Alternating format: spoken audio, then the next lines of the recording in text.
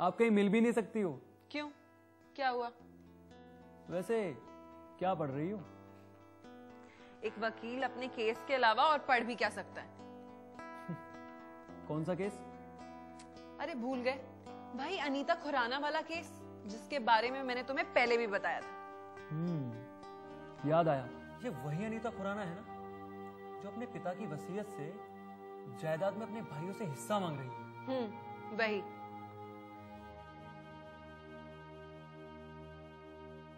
वैसे पिता की जायदाद में सीधा सीधा हिस्सा बनता है उसका? बिल्कुल, पर उसके भाई उसे हिस्सा देने के लिए राजी ही नहीं हो रहे। और शायद उसके पति का भी इंतकाल हो चुका है ना? हाँ, और उसके साथ उसकी दो बेटियां भी हैं। बेरहम भाई, उन्हें जरा भी तरस नहीं आता अपनी बहन पर, और ये भी नहीं सोचते कि अकेली औरत आखिर क्या करेगी। बिल्कुल सोहेल, आज भी चाहे हमारी कौम कितनी एडवांस क्यों ना हो गई हो, पर इनमें फिर भी कुछ लोग ऐसे हैं जो अपने घर की बहू बेटियों के साथ वही जुल्म और गुलामी का सलूक करते हैं जो आज से सदियों पहले किया जाता था। तुम बिल्कुल ठीक कह रही हो। आज भी हमारे मुल्क में औरतों के अधिकारों को ऐसे ही दबाया जाता है। बिल्कुल। और लंबा सांस लो।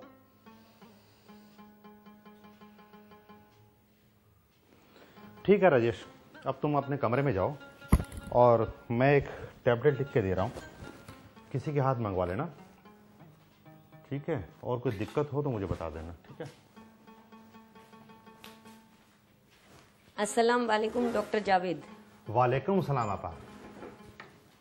डॉक्टर जावेद, आपने रेहान के केस की फाइल तो स्टडी की होगी, मैं उसी के बारे में डिस्कस करने आई हूँ, क्या कहते हैं आप? आपा, उसकी पूरी बॉडी ड्रग्स की आदी हो चुकी है और मुझे लगता है कि उसने छोटी उम्र में ही ड्रग्स लेनी शुरू कर दी थी। डॉक्टर साहब, क्या आपको कोई उम्मीद नजर आती है इस केस में?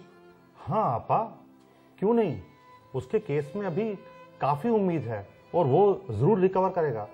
पता नहीं हमारे मुल्क के नौजवानों को क्या होता जा रहा है, वो ड्रग्स के शिकार हो रहे हैं और धीरे धीरे मौत की तरफ बढ़ रहे हैं।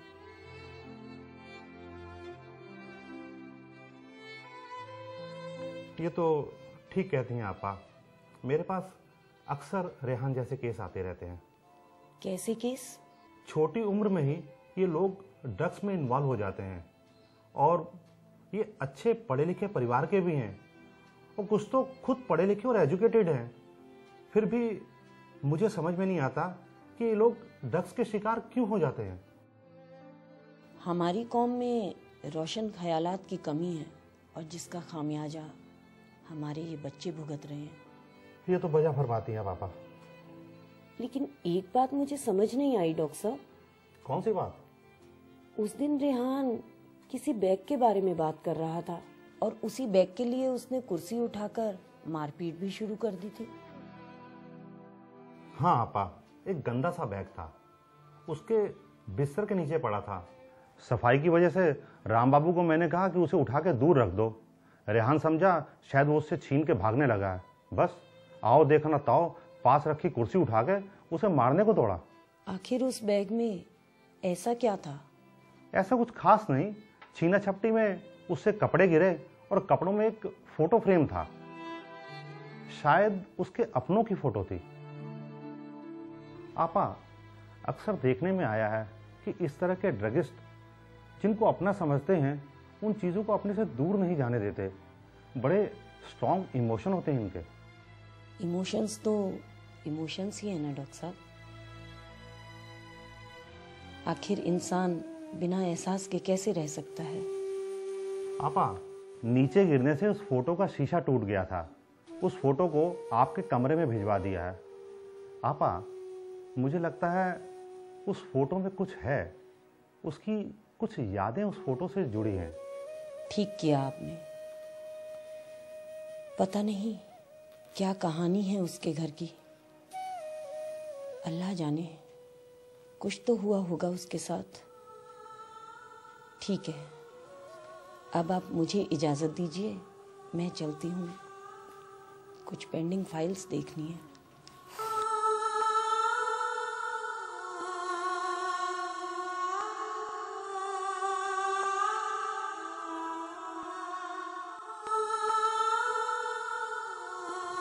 पापा को देख के तो ऐसा लगता है जैसे कुछ पुराने जख्म उभर आए हों।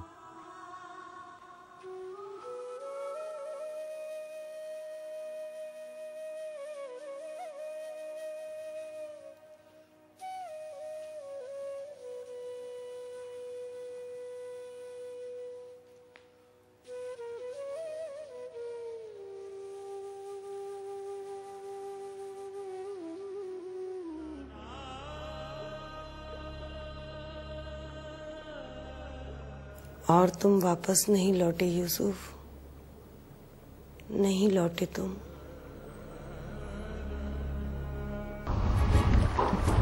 सहर! सहर!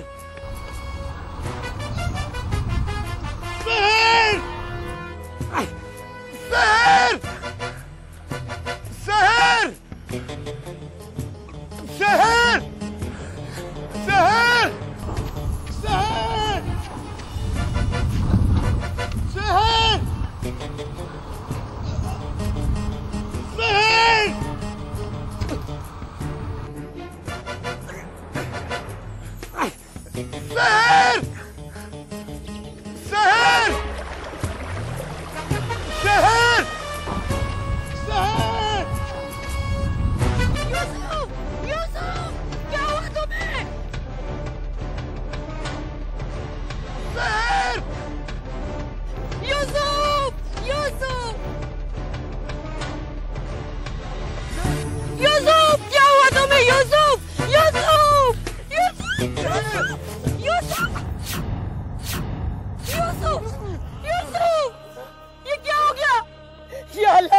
सहर!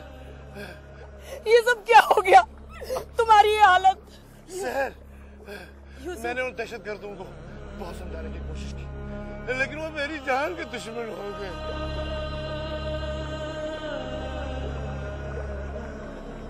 लेकिन मैंने तुमसे किया हुआ वादा नहीं तोड़ा। यूसुफ, अल्लाह की बनाई इस दुनिया में कैसे लोग हैं? जब अल्लाह गुनाह को माफ कर देता है तो ये दहशतगर्द क्यों नहीं करते हैं? मुझसे वादा करो। कैसे वादा? वादा करो मेरे बच्चों को, बच्चों का ख्याल रखो। वादा करो, वादा। तुम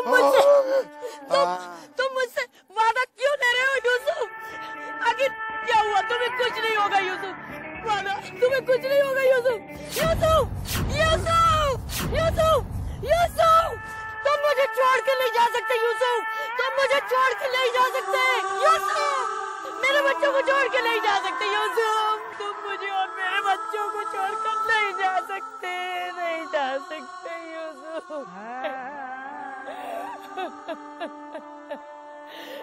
मुझे और मेरे बच्चों को छोड़कर नहीं जा सकते, नहीं जा सकते।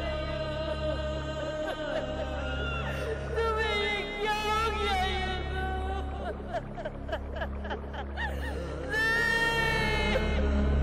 यार? रशीद की बीवी का क्या हुआ?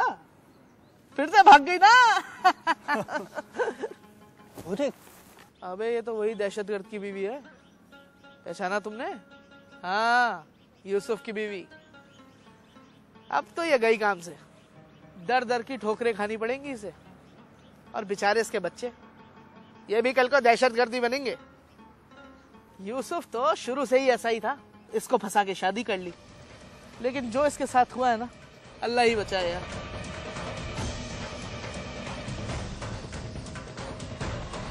अबे और तो और दहशतगर्द की बीवी को आजकल कौन रखता है? हुआ ने उसके साथ वही, भाई ने भी घर से निकाल दिया। अब बेचारी दो मासूम बच्चों को पता नहीं कहाँ ले लेके घूमेगी।